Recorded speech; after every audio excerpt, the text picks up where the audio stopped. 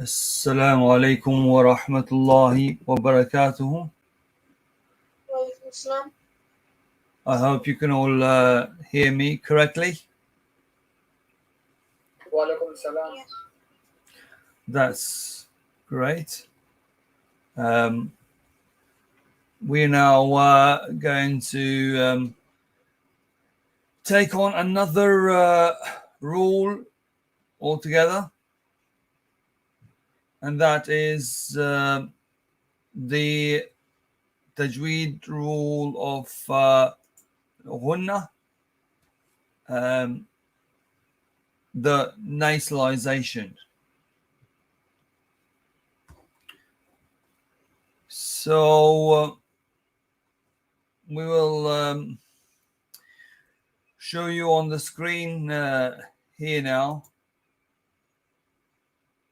the subject, and let me know if you can actually see my screen. Okay, I'm gonna show you that now. So the nasal sound and its ranks. Alhamdulillahi Rabbil Alameen, wassalatu wassalamu ala Sayyidina Muhammadin wa ala alihi wa sahbihi ajma'in. Ashhadu an la ilaha illallah wa ashhadu anna Muhammadan abduhu wa habibuhu wa rasuluhu. وصلى الله تعالى عليه وعلى آله وأولاده وأزواجه وأتباعه أجمعين.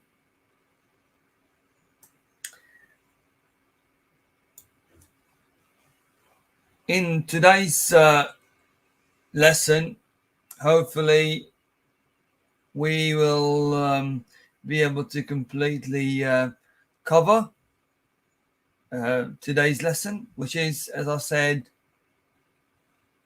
the lesson about the Tajweed rule called Al-Ghunnah, or nasalization. The linguistic definition, it is a sound that is emitted from the nasal passage, meaning the nose, and is associated with letters Mim and Noon.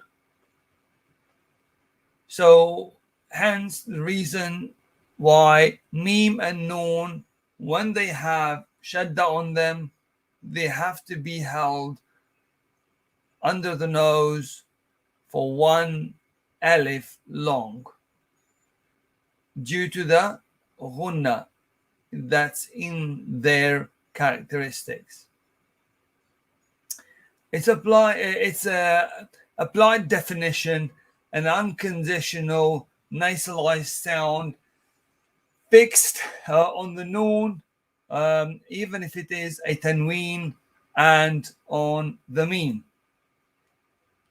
This means that the ghunnah is an inherent sound in the mim and the noon, whether the noon and mim have a vowel or not. So ghunnah has 4 ranks, or 4 different levels. Okay, so we'll hopefully be able to cover them in this session. If you can all see the screen here, and I've put the page on. Ghunnah, as I said, the opening of the nose that connects with the back of the mouth, okay, the nasal passage. The fact that the ghunnah is emitted from the nose can be demonstrated by closing off the nostrils and trying to emit the sound of the ghunnah. It is impossible, so that's when you know that that is the only place where the ghunnah is coming from. So if you were to block your nose, close your lips, right, and then see if you can get some ghunnah in there, you can't, then you know it's coming from the nose. If you keep your nose open and your lips closed, you can still get the sound from the nose. And that's how you know it is not from the mouth only, but it's from the nose. So the articulation point of Ghunnah is from the nose on the meme, and in most cases on the noon it is half from the nose and half from the mouth, the open space in the mouth.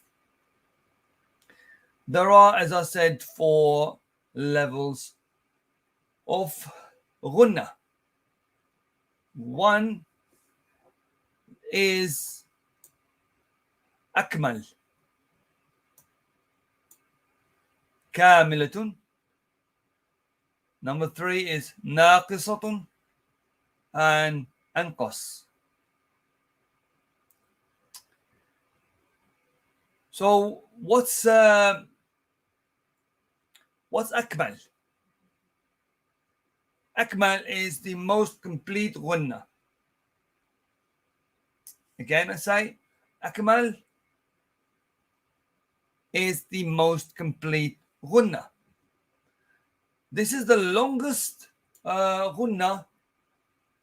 The noon mushaddad and mim mushaddad fall into this category together. As well as when there is an idgham bi Ghunnah on the noon and the mim. This means when there is a noon sakinatu أو tanween, a noon sakin or a non-vowel noon or a tanween, followed by one of the letters in the group ya, noon, mim, and waw, of the idgham bi Ghunnah rule. Or when there is a noon mushaddad, as you can see here, noon mushaddad or a mim mushaddad, the Ghunnah is given its most complete timing. So I'm going to try and see if I can share the screen on the other side here so that people online can also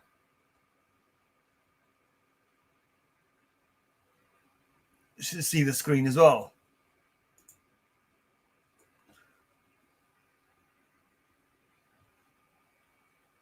Okay, so let's hopefully hope this will work. Okay, now if you look into this, right, on the first word here, مستقر ومتاع. Okay, مستقر. It's long as well because it's with this rule is called here when there is noon sakin right there or tanween, and then you have waw coming after it. That means this is idghamu bi Ghunnah. So you say mustaqarru wa mata'. Okay. Imam Shimtam, we can't hear you. So you say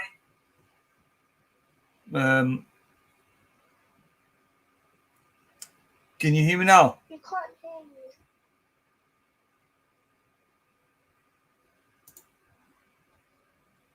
you. Let me see. You're on mute. Am I? Okay, can you hear me now? Yeah, we can hear you now. Yeah, that's good. Sorry about that. Okay. So mustaqarru wa mata'. So right here you have tanween, okay, and then wow. So that means this is idghamu bi Ghunnah. Or the next one, fi raybin mimma. So right here you have tanween, right? Or a noon sakin in a tanween shape. So what you then do is you merge this noon into the meme here, right? The noon of the tanween here, right? Raibin. You don't say raibin, you say raibim mimma. So this is the longest of the ghunnah. Okay, so that's what we call akmal ghunnah, meaning the most complete one. Annas, or the next one, yumatti'kum mata'a. Again here, these two memes, one meme, yeah, meeting another meme. And we said this was idgham of a meme sakin. So you merge the noon, you merge the meme into the next meme. يُمَتِّعْكُم مَتَاعًا. Or the next one, أَيُّؤْمِنُوا. أَيُّؤْمِنُوا. All right, so there is also idgham in here where you merge noon into the ya, and then what you do is while you're merging the noon into the ya, you feel a bit of a vibration coming from the nose. Ayyu'ta. But the reason why ya does not have a shadda on it while merging, it's due to the fact that ghunnah is not in the characteristics of ya. Okay? So, مستقر ومتاع في ريب مما الناس يمتعكم متاعا. And the next one, and the last one is أن يؤمنوا. Right? So we go on to the next one now.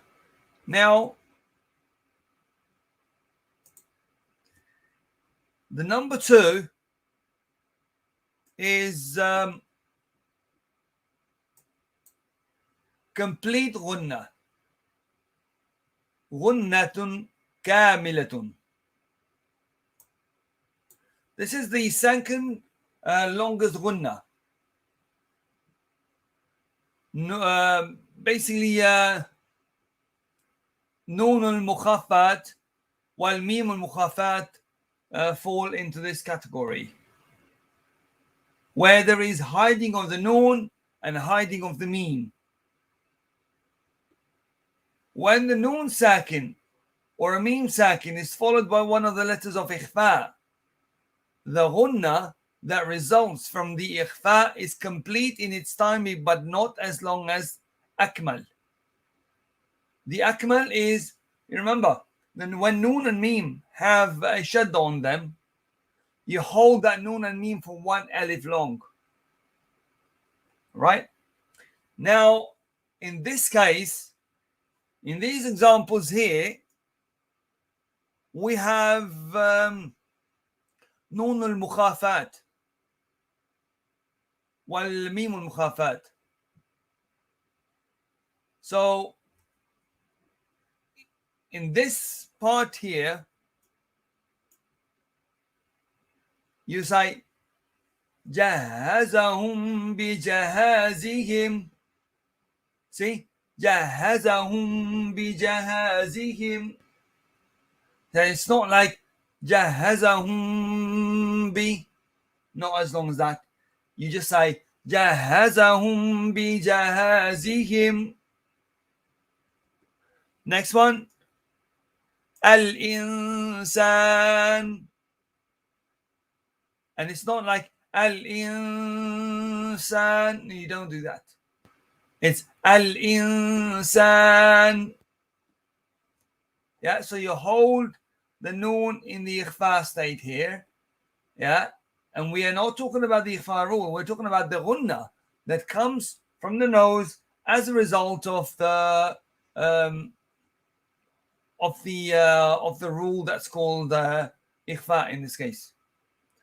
Now here, min ba'di. Okay, min ba'di. Again, it's not as long as the first one. Min ba'd. No, you just say min ba'di. Wa in kuntum. Yeah, wa in kuntum. Now, number 3 is incomplete ghunnah. This ghunnah is shorter in timing than the complete ghunnah. The noon sakin and the mim sakin that are said with idhar, right, fall into this category. Okay, so let's have a look at these verses here. Now, kitabun, kitabun. Okay, you don't say kitabun. Oh, why? Because idhar is here. Because after noon sakin in this case here, which is in the form of tanween, you have hamza coming, and hamza is idhar letter. So you just read it as kitabun uhkimat. So this is incomplete. Then next one, alaykum adhab, alaykum kum. Okay, there has to be a bit of ghunnah in there. Alaykum, you don't just say alaykum adhab, you say alaykum kum adhab. Or the next one is min, or minhu, whatever follows up after that. And the next one is the most complete ghunnah. The most incomplete, I apologize.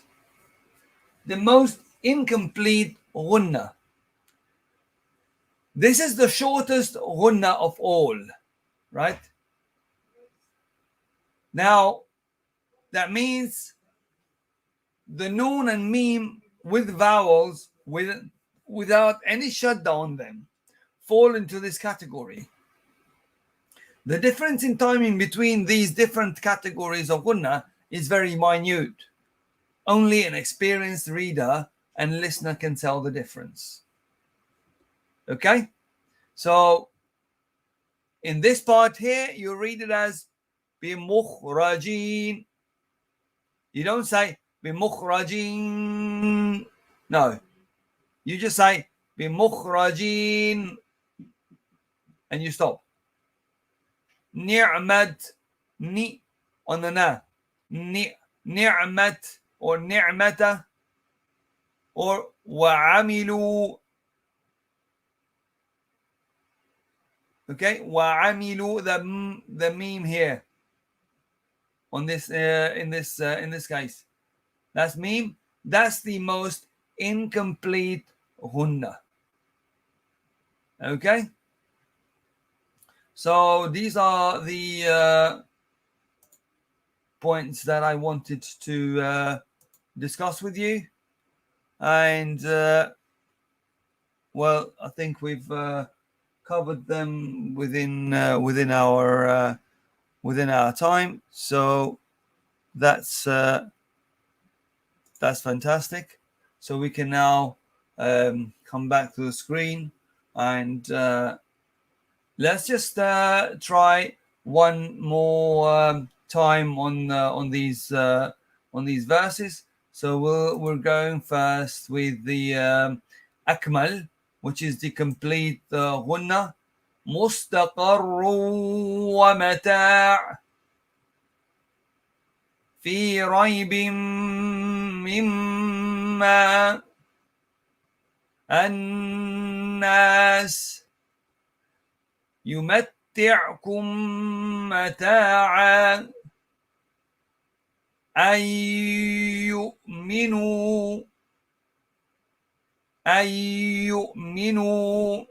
So this is the length of the أكمل غنة, most complete غنة.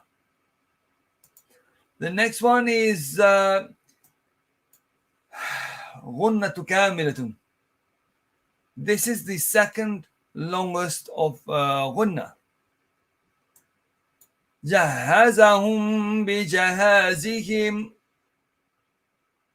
Remember, this is the إخفاء of a meme ساكن. الإنسان من بعده وإن كنتم. Remember, when you have two dhammas here, like almost close, as close as one after another, your lips, especially on the second one, have to be very like properly positioned to say the u, right? وَإِن كُنتُمْ. Okay? And remember, when we said if before noon sakin there is a dhamma, then that dhamma is very sharp as well. وَإِن, and also hamza. When you read the hamza here, right, do not read it as wain. It's not wain, it's wa'in. وَإِن كُنتُمْ.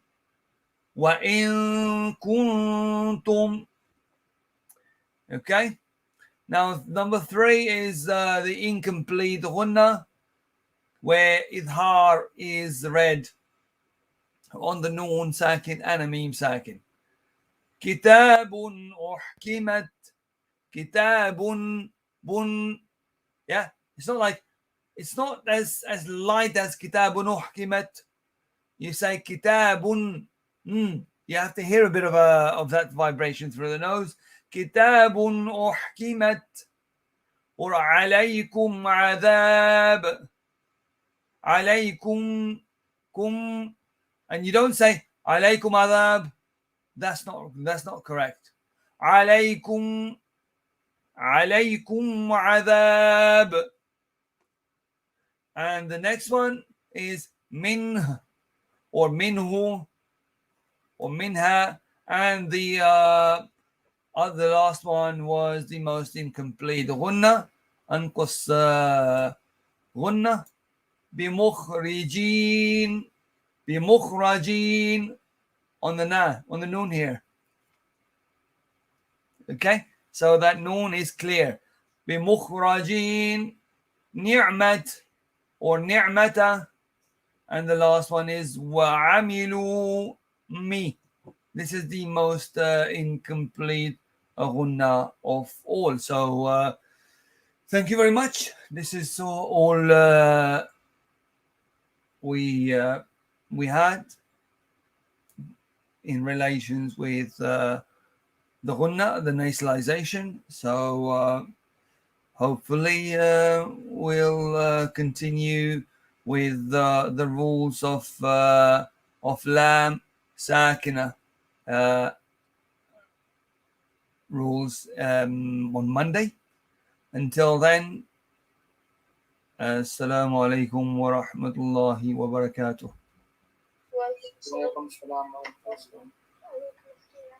Right, so thank you very much for listening and following us, and those of you who are here in the class, we thank you too for giving your time and efforts to come and learn the correct reading of the word of Allah subhanahu wa ta'ala. Once again, assalamu alaikum wa rahmatullahi wa barakatuh.